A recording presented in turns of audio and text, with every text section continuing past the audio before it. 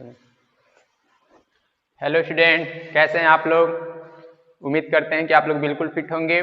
जैसे कि आप जानते हैं, कोमल इंटरमीडिएट क्लासेस यूट्यूब चैनल पे सॉलिड स्टेट का इससे पीछे 2 लेक्चर हो चुका है और आज आप लोग के लिए हम तीसरा लेक्चर लेके आए हैं, जो आज आपका टॉपिक होगा संकुलन क्षमता, मतलब पैकिंग इफिशियंसी।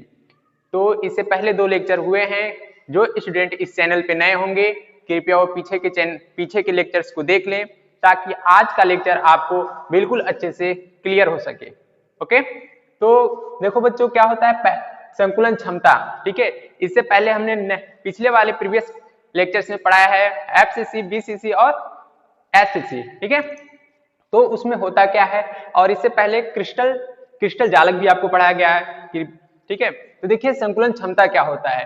तो क्रिस्टल जालक में उपस्थित कण, क्रिस्टल जालक में उपस्थित कण क्रिस्टल जालक के जितने भाग को घेरते हैं उन्हें हम कहते हैं संकुलन क्षमता।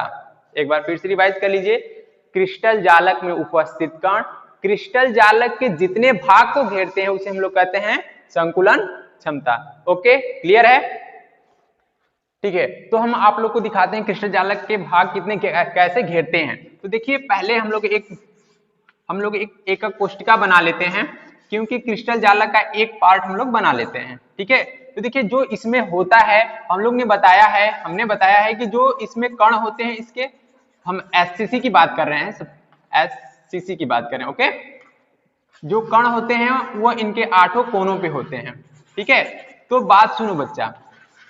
ठीक है, आप ध्यान से सुनिएगा कि जो कण होते हैं, देखो जैसे 8 गेंद लीजिए आप। ठीक है, 4 गेंद को इधर से लीजिए, 4 गेंद को इधर से लिखिए, और चारों गेंद के सेंटर को, चारों बाल के 8 इधर से चारों बाल के सेंटर, उधर से चारों बाल के सेंटर, 8 बाल के टोटल सेंटर्स को मिलाकर, ठीक है, उसके अंदर के जितने भाग हैं उसी को हम लोग कहते हैं एकक कोष्टिका।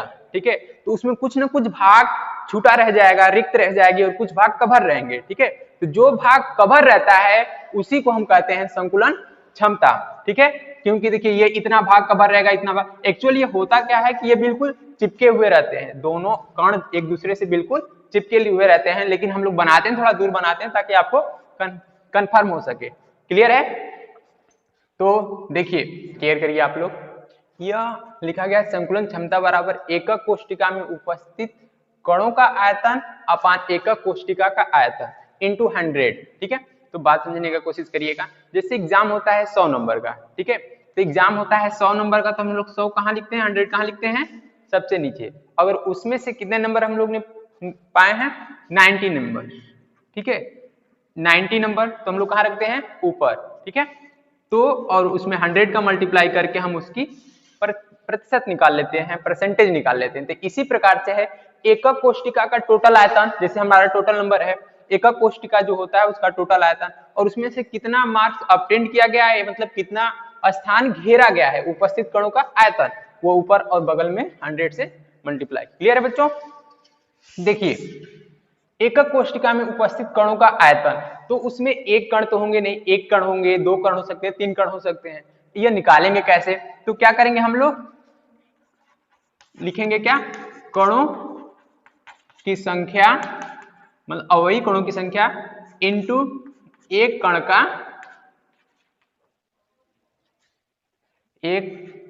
का आयतन। ठीक है, अपान आपका क्या होगा, एकक कोष्टिका का आयतन।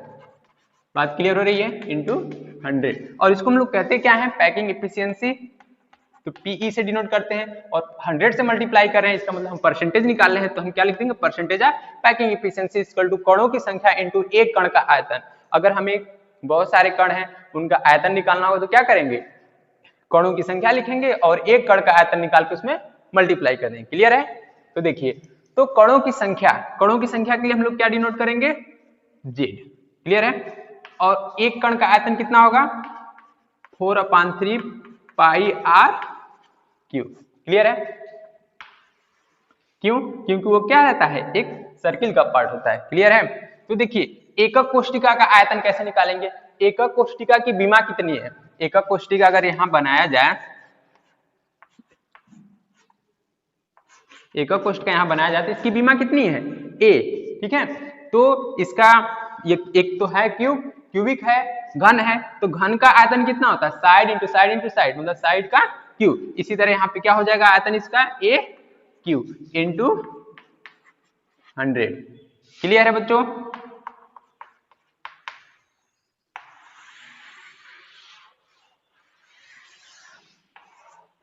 और ये क्या है? देखिए ये क्या है, यहाँ पे जो यहाँ पे जो एकक, जो यहाँ पे कण है उस कण का आयतन है। क्लियर है ना? आर क्या है यहाँ पे? उस कण का आयतन है।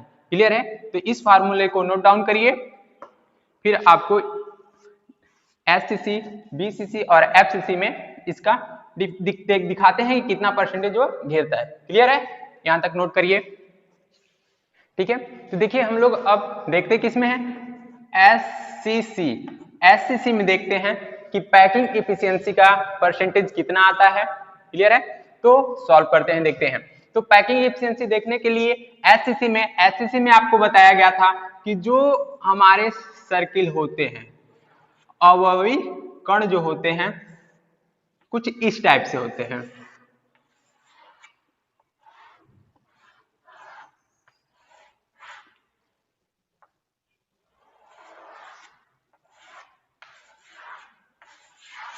ठीक है, कुछ इस टाइप से होते हैं, 8 कोनों पे रहते हैं।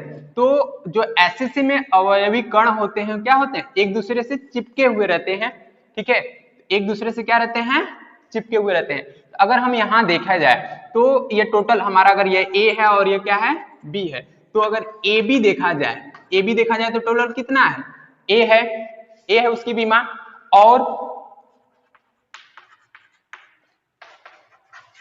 और अगर हमें यह देखा जाए कि यह आर के फॉर्म में कितना है, तो ए भी हमें आर के फॉर्म में कितना मिलेगा? आर प्लस आर, क्योंकि अगर आप यहां देखेंगे तो यहाँ आर है और यहाँ आर है। आर प्लस आर मतलब ए बी कितना मिल रहा है आपका? 2r, equation B. क्लियर है बच्चों? ए बी कितना मिला? 2r। अगर आप यहाँ ए बी की वैल्यू और यहाँ ए बी की वैल्यू अगर देखेंगे तो हमें क्या मिल रहा है? From A and B we get, क्या मिलता है हमें कि A is equal to 2r। ठीक है, अब ये वैल्यू हम कहां पे पुट करेंगे? इक्वेशन नंबर फर्स्ट में। ये वैल्यू हम कहां पे पुट करेंगे? इक्वेशन नंबर फर्स्ट में। Put this in equation first. यह वैल्यू इक्वेशन नंबर फर्स्ट में रखने पर, अगर हम इक्वेशन नंबर फर्स्ट में रखेंगे तो क्या मिलेगा हमें?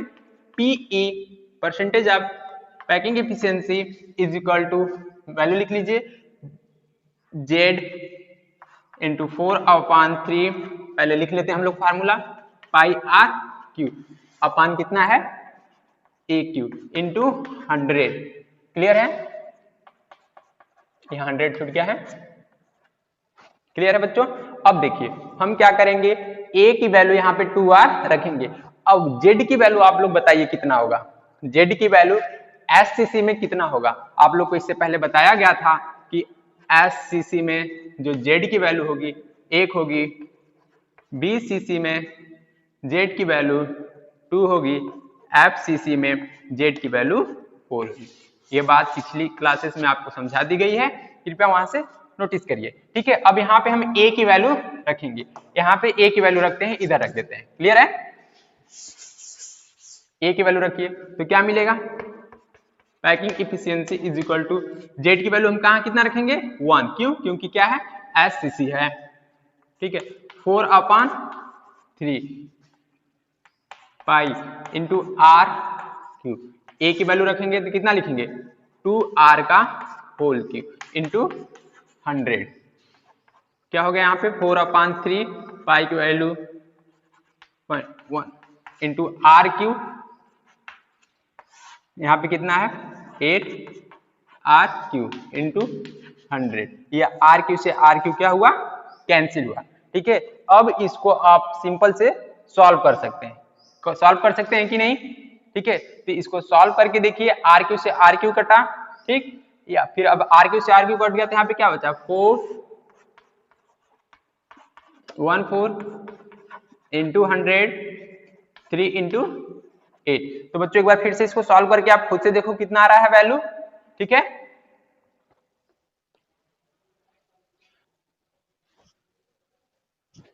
ठीक है बच्चों, सॉल्व किए आप लोग, कितना आया 52.4% अप्रॉक्स में इतना आएगा। क्लियर है, बात समझ में आ रही है। मतलब एससीसी में अगर हम देखेंगे कि जो हमारे कण हैं कितने घेरे हैं, उसमें उस एकक कोष्टिका के कितने पार्ट को कवर किए हैं, तो 52.4% पार्ट को इन्होंने कवर किया है। क्लियर है, ठीक है। तो नेक्स्ट देखते हैं हम लोग किसके लिए, एससीसी का क्लियर हुआ। अब हम लोग देखेंगे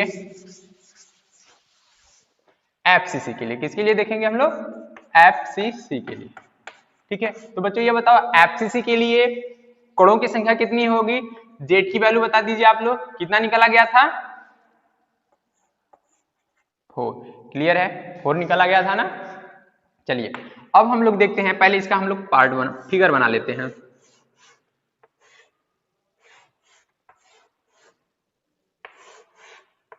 क्या था हम लोग का जो ये कण यहाँ पे थे, सॉरी थोड़ा बड़ा बनाइए हम लोग यहाँ पे समझाने के लिए, कण यहाँ पे थे, यहाँ पे थे, और पहले छोटा छोटा बना के क्लियर करो आप लोग, डाउट नहीं होना चाहिए कोई चीज। ठीक है, और क्या थे, हर एक फलक पे थे, एफसीसी में क्या थे, हर एक फलक पे थे। ठीक है, तो हम लोग एक फलक को लेके समझने का प्रयास करते हैं। तो एक फलक हम लोग का कैसे है, इस टाइप से है। क्लियर है, और हमारा जो कण है वो कैसे है, ऐसे है, ऐसे हैं, ऐसे और ऐसे घिरे हुए, और एक जो कण है बिल्कुल ऐसे है ना। देखिए ये यहां से घिरा हुआ है, ये यहां से घिरा हुआ, ये यहां से, और ये यहां से, और ये बीच वाला कण है। क्लियर है बच्चों, तो हम लोग नाम देते हैं ए बी सी। ठीक है, बात समझेगा, ये 3D स्ट्रक्चर है, हमने 2D में बनाया है, इसलिए आपको नहीं समझ में आ रहा होगा, लेकिन ये होता कितना है 90 डिग्री। कितना होता है 90 डिग्री। क्लियर है, क्योंकि चलिए हम लोग चौक के डिब्बे से समझने का प्रयास करते हैं। अगर हम लोग यहां से देखें, यहां से देखें, तो यह आपका क्या हुआ, यह आपका देखिए यह BC हुआ, और ये क्या हुआ, यह AC। तो है कि नहीं, अगर हम ऐसे बनाए हैं फिगर, तो है कि नहीं 90 डिग्री, यहाँ पे कितना डिग्री बना हुआ है 90 डिग्री। क्लियर है, तो देखिए अब यहाँ पे 90 डिग्री है। ठीक, और ठीक है, चलिए देखिए हम लोग AB निकालते हैं। यहाँ पे AB की वैल्यू कितना निकलेगा, पहले R के फॉर्म में देखते हैं। तो यहाँ पे एक R है, यहाँ पे R है, यहाँ पे R है, और यहाँ पे R है, तो टोटल कितने R हुए 4R। कितने हुए 4R, equation number first. Clear है, और यहाँ पे देखिए 90 डिग्री है, तो हम पाइथागोरस थ्योरम लगाएंगे। तो पाइथागोरस थ्योरम हमें क्या कहता है कि हाइपोटेनस का स्क्वायर इक्वल टू बेस का स्क्वायर प्लस परपेंडिकुलर का स्क्वायर। तो यहाँ पे जो a है विमा, इसकी भी विमा a है, तो a का स्क्वायर प्लस a का स्क्वायर इक्वल टू 2a का स्क्वायर, ab की वैल्यू, ab स्क्वायर की वैल्यू। तो ab की वैल्यू क्या हो जाएगी √2 और इंटू a, ये इक्वेशन नंबर। ठीक है, और हम फर्स्ट और सेकेंड को अगर कंपैरिजन करेंगे, फर्स्ट एंड सेकेंड से अगर हम देखेंगे, तो जो हमारा 4R या फिर √2a is equal to 4R। Clear है, तो a की वैल्यू निकालेंगे, क्यों, क्योंकि हमें यहाँ पे परसेंटेज निकालना है, तो a की वैल्यू रखेंगे इसलिए ताकि हमारा r की वैल्यू कैंसिल हो सके और हमें सारे न्यूमेरिकल वैल्यू मिले और हम उसके फाइंड आउट कर सके। तो यहाँ पे क्या आएगा 4R अपान √2। अब इसको सॉल्व करेंगे तो यहाँ पे 2 इंटू R लिख सकते हैं, और यहाँ पे √2R है। क्लियर है, सॉरी यस, यहाँ पे क्या है, अब ये देखिए √2 से 2 कटेगा तो यहाँ पे क्या मिलेगा 2। इसका मतलब हमें a की वैल्यू क्या मिला 2√2R। ठीक है, अब ये a इक्वल टू 2√2R हम इक्वेशन नंबर फर्स्ट में पुट आउट करेंगे। ठीक है, तो देखते हैं समीकरण 1 से, समीकरण 1 से percentage of packing efficiency equal to Z into 4/3 pi R cube upon a cube into 100। ठीक है, वैल्यू रखिए। तो अब बताइए एफसीसी में Z की वैल्यू कितनी है 4, एफसीसी में Z की वैल्यू कितनी है 4, यहाँ पे क्या है 4/3 पाई आर क्यूब, और यहाँ पे क्या होगा 2√2 आर का होल क्यूब इंटू 100। तो क्या मिलेगा 4 × 4/3 into pi into R cube. यहाँ पे कितना मिलेगा,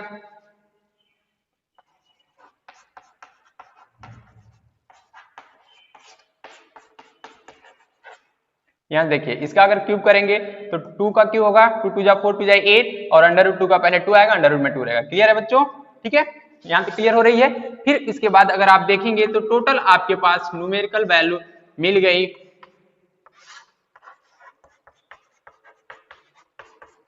ठीक है, तो इस वैल्यू को आप सॉल्व करके देखिए आपकी वैल्यू कितनी आती है, फिर हम इसकी वैल्यू आपको बताते हैं।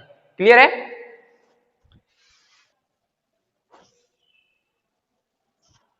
ठीक है बच्चों, सॉल्व किया आप लोग, कितना आया आप लोग का 74%। कितना आया होगा 74%।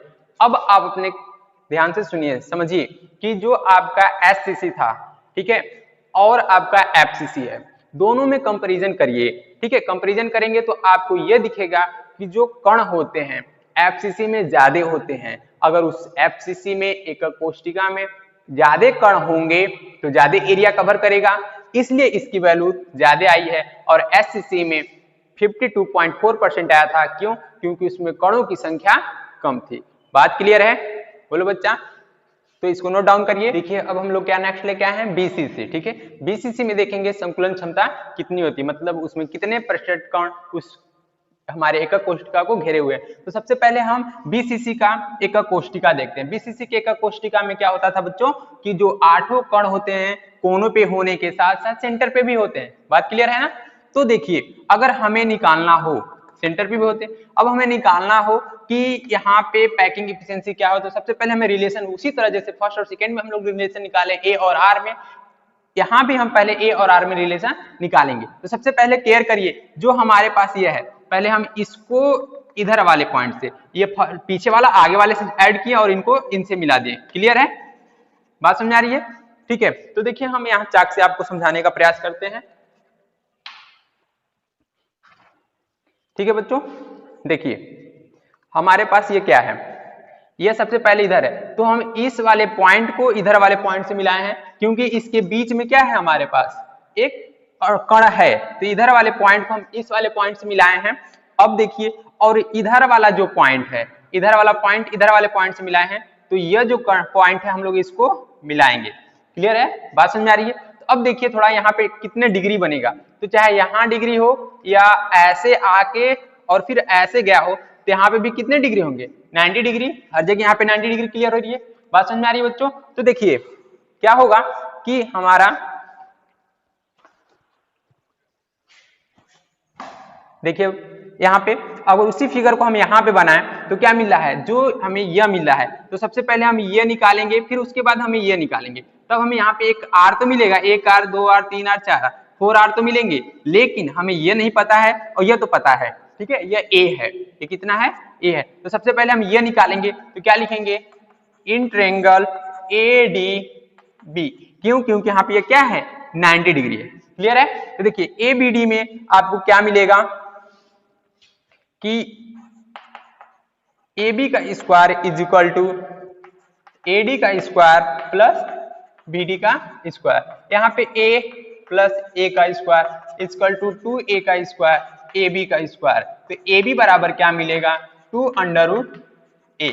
क्लियर है? ए बी की वैल्यू कितना मिल गया 2√a। अब हम ट्रायंगल निकालेंगे ए बी सी। अब हम क्या देखेंगे in triangle A B C. A B C में देखिए 90 डिग्री यहाँ पे है, 90 डिग्री यहाँ पे होगी, यह हमारा क्या हो जाएगा हाइपोटेनस। तो क्या मिलेगा BC का स्क्वायर बराबर AB का स्क्वायर प्लस AC का स्क्वायर। तो AB की वैल्यू कितनी है 2√a, सॉरी यहाँ देखिए क्या मिलेगा √2a। तो हमें यहाँ पे क्या मिला है √2a, और यहाँ पे क्या है a, इसका स्क्वायर और इसका स्क्वायर। क्लियर है? अब देखिए हम लोग देखते हैं BC का स्क्वायर बराबर कितना मिल जाएगा 2A square plus A square equal to कितना हो जाएगा 3A स्क्वायर BC स्क्वायर। तो BC बराबर क्या मिलेगा √3A स्क्वायर √3A। अब हम देखते हैं R के फॉर्म में, तो यहाँ देखो बच्चों क्या है एक R और यहाँ पे यह R और यह टोटल कितने R हैं 4R। तो हमें क्या मिलेगा कि हमारा BC is equal to 4R।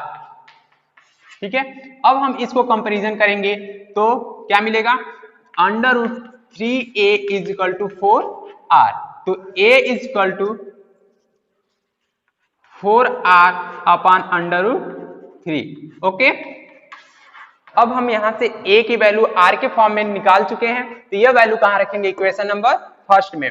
तो पुट करते हैं बच्चों, देखिएगा आप लोग समीकरण 1 से अगर आप निकालेंगे तो percentage of PE packing efficiency क्या था आप लोग Z into 4/3 pi R Q upon AQ into 100। तो A की वैल्यू देखो, Z की वैल्यू पे क्या है BCC के Z की वैल्यू कितना थी 2 थी।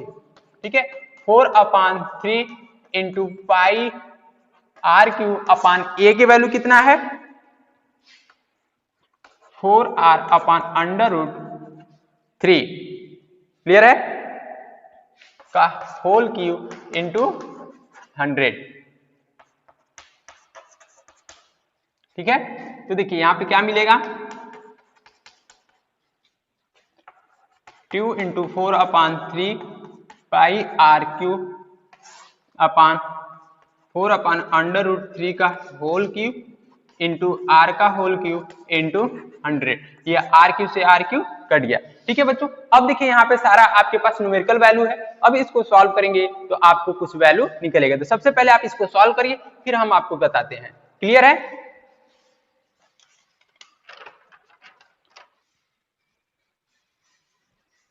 ठीक है बच्चों, सॉल्व किए, कितना मिला 68%। अब बच्चों कंपेरिजन करते हैं हम लोग। बात समझ में आ रही है? सबसे पहले ये देखिए कि क्या था हमारे पहले, इससे पहले सबसे पहले ये देख लीजिए कि SCC, BCC और FCC था। क्लियर है? यहां तक था। तो सबसे ज्यादा कणों की संख्या कितने हैं FCC में है ना? कितने हैं 4। तो सबसे ज्यादा इसमें परसेंटेज भी आया है, सबसे ज्यादा परसेंटेज आया है। ठीक है, अब देखिए BCC है, BCC में कणों की संख्या इतनी है तो इसमें है 68%, देख ही रहे हैं आप लोग।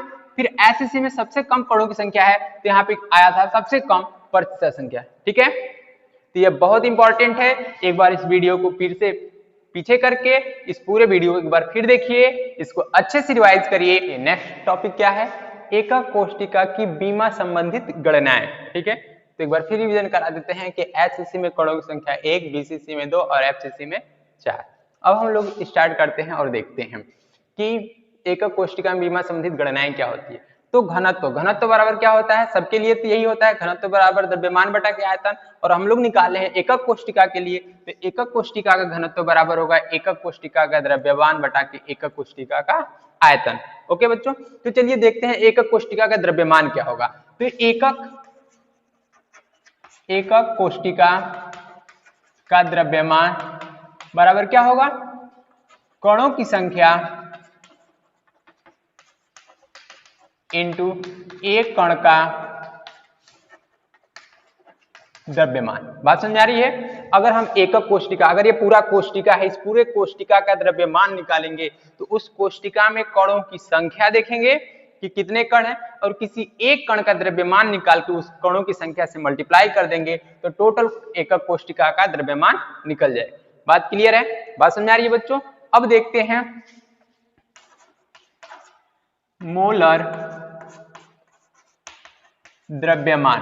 मोलर द्रव्यमान कितना होता है 6.02 इंटू 10⁻23 कणों की संख्या। ठीक है, बात समझ में आ रही?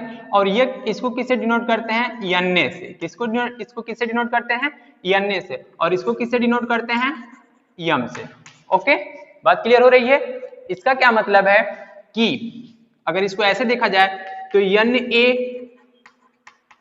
कणों का द्रव्यमान, अन्य कणों का द्रव्यमान कितना होगा यम, अन्य कणों का द्रव्यमान कितना होगा यम। तो वन कण का द्रव्यमान, वन कण का द्रव्यमान कितना हो जाएगा यम अपान अन्य। बात क्लियर हो रही है बच्चों, बोलिए बात समझ में आ रही है ना। बिल्कुल ये तो ऐसे ही है जैसे कि 5 किलो का दाम इतना है तो 1 केले का दाम बताइए, बात समझ में आ रही है। अब देखिए यह वैल्यू कहां रखेंगे हम लोग ऊपर, तो देखिए फिर क्या हो जाएगा एकक कोष्टिका का द्रव्यमान बराबर क्या हो जाएगा, कणों की संख्या कितनी होगी, सपोज कर लिए जेड और यम अपान अन्य। ओके क्लियर है। अब देखिए नेक्स्ट एकक कोष्टिका का द्रव्यमान मिल गया। अब हम लोग देखेंगे एकक कोष्टिका का आयतन। तो एकक कोष्टिका का आयतन, तो एकक कोष्टिका की विमा कितनी है a, तो एकक कोष्टिका की विमा a है तो उसका आयतन क्या हो जाएगा side into side into side, side Q, तो क्या लिखेंगे एकक कोष्टिका का आयतन क्या हो जाएगा ए क्यू। चलिए इसको पुट करते हैं हम लोग फार्मूले में और फार्मूला फाइंड आउट करते हैं। घनत्व को किससे डिनोट करते हैं डी से, और यहाँ पे एकक कोष्टिका का द्रव्यमान कितना आया है जेड इंटू यम अपान अन्य, और यहाँ पे क्या है ए क्यू। बात क्लियर हो रही है। फिर देखिए D is equal to Z into M upon NA into A Q. यह हो गया एकक कोष्टिका की विमा संबंधित गणनाएं, एकक कोष्टिका का घनत्व। एक बार फिर से रिवाइज कर दे रहे हैं आपके लिए, घनत्व बराबर क्या होता है द्रव्यमान बटा के आयतन। यह चीज हम बात कर रहे हैं एकक कोष्टिका के बारे में, तो एकक कोष्टिका का घनत्व क्या होगा एकक कोष्टिका का द्रव्यमान बटा के एकक कोष्टिका का आयतन। तो अलग अलग हम निकाल के रखते हैं इसकी वैल्यू। तो एकक कोष्टिका का द्रव्यमान क्या होगा, तो बात ये समझिए एकक कोष्टिका में अगर सारे द्रव्यमान पूरे टोटल द्रव्यमान की गणना करना हो तो सबसे पहले हम एक द्रव्यमान की गणना करके एक कण की के द्रव्यमान का गणना करके पूरे कणों की संख्या से मल्टीप्लाई कर देंगे तो एकक कोष्टिका का टोटल द्रव्यमान मिल जाएगा। तो हम क्या करते हैं मोलर द्रव्यमान कितना होता है 6.02 इंटू 10⁻23 कणों की संख्या, और हम इनको क्या कहते हैं अन्य, इनको किसे डिनोट करते हैं अन्य से, और इसको किसे डिनोट करते हैं मोलर द्रव्यमान को m से। तो हमें क्या मिलता है अन्य कणों का जो द्रव्यमान है कितना मिला यम, तो उसी तरह एक कण का द्रव्यमान कितना मिलेगा यम अपान अन्य। ओके तो यह वैल्यू हम लोग कहाँ रखेंगे यहाँ पे, तो एक कण का द्रव्यमान मिल गया यम अपान अन्य और कणों की संख्या हम लोग सपोज कर लिए जेड। क्लियर है। और नीचे क्या है एकक कोष्टिका का आयतन, तो एकक कोष्टिका का आयतन क्या होता है ए क्यू, क्योंकि इसकी विमा क्या है ए है। यही वैल्यू हम यहाँ पे रखते हैं और इस प्रकार से हम इसका घनत्व फाइंड आउट कर लेते हैं। क्लियर है। तो नेक्स्ट लेक्चर में इससे रिलेटेड कुछ क्वेश्चन सॉल्व किए जाएंगे।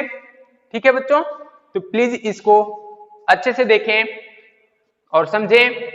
अगर आप लोग को ये वीडियो अच्छा लगा हो तो प्लीज लाइक करें और इसको सब्सक्राइब करना इस चैनल को ना भूलें। ठीक है, थैंक यू।